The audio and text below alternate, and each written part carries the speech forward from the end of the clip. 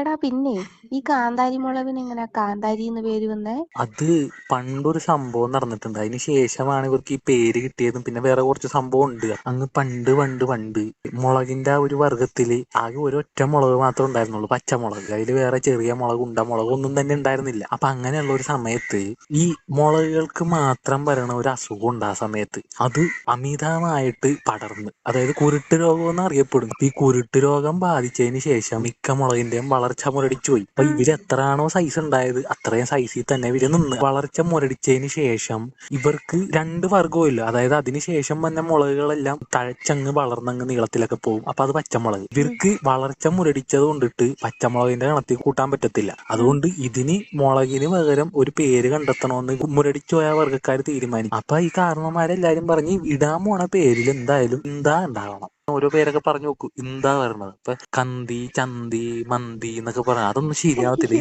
അതൊക്കെ ഇട്ട് കഴിഞ്ഞാൽ ശരിയാവത്തില്ല, വേറെ രീതിയിലോട്ട് പോകും. അപ്പൊ ഇവരിങ്ങനെ പറഞ്ഞു പറഞ്ഞ അവസാനം ആൺമുളകൾക്ക് കാന്തനും പെൺമുളകുകൾക്ക് കാന്തി എന്നും പറഞ്ഞിടാന്ന് ഇവര് തീരുമാനിച്ചു. കാന്തിമുളക്, കാന്തൻ മുളക് എന്നും പറഞ്ഞിട്ടാണ് അറിയപ്പെട്ടുകൊണ്ടിരുന്നത് വെച്ചത്. അപ്പൊ ഈ പൂർവികരാണല്ലോ ഈ പേര് ഇട്ടത്. അപ്പൊ ഇതിന് ശേഷം ഇവരുടെ മക്കള് മറ്റുള്ള നീളൻ മുളകുകളെയൊക്കെ കാണുമ്പോഴത്തേക്കും ഭയങ്കര കുശുമ്പോ അസൂയൊക്കെ വരും. അവർക്ക് ഭയങ്കര നീളം, നല്ല സൈസ്, നമ്മളാണെങ്കിൽ മുരടിച്ചിരിക്കും എന്നും പറഞ്ഞ് ഇവരെല്ലാരെയും ഭയങ്കര ഇരിച്ചിലാണ് ഇവര്. അവളൊന്ന് പുഴു തിന്നണേ, അവൾ അത് കൂത്തണേ ഇത് കൂത്തണേ എന്നൊക്കെ ഭയങ്കര ഇരിച്ചില്ല. അങ്ങനെ എരിഞ്ഞെരിഞ്ഞെരിഞ്ഞെരിഞ്ഞ് ഇവർക്ക് കൊടുക്കത്തെ എരിവായി.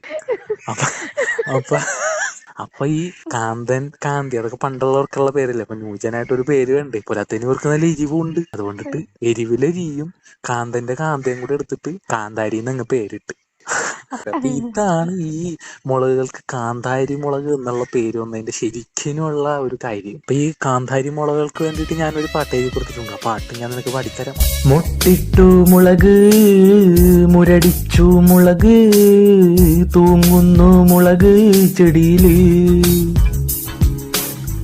കാന്താരി മുളക്, മുരടിച്ചൊരു മുളക്, ഒടുക്കത്തെ എരിവാ മുളകിന്.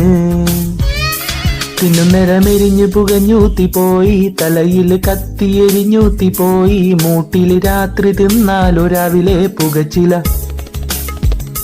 തിന്നുന്നേരമെരിഞ്ഞു പുകഞ്ഞൂത്തിപ്പോയി, തലയിൽ കത്തിയെരിഞ്ഞൂത്തിപ്പോയി, മൂട്ടില് രാത്രി തിന്നാലോ രാവിലെ പുകച്ചില. ഈ പാട്ടിനെ നീ ഇങ്ങനെ ആക്കിയാ? എരിഞ്ഞിട്ട് വരേണ്ട ഒരു ഫീലും ഉണ്ട്. അപ്പൊ ഫീലിൽ പാടാൻ പറ്റിയ പാട്ട്. കാന്താരി മുളകിന് കാന്താരി എന്നുള്ള പേര് വന്നതും അതിന് എരിവ് വന്നതിന്റെയും ശരിക്കുള്ള കഥ ഇതാണ്.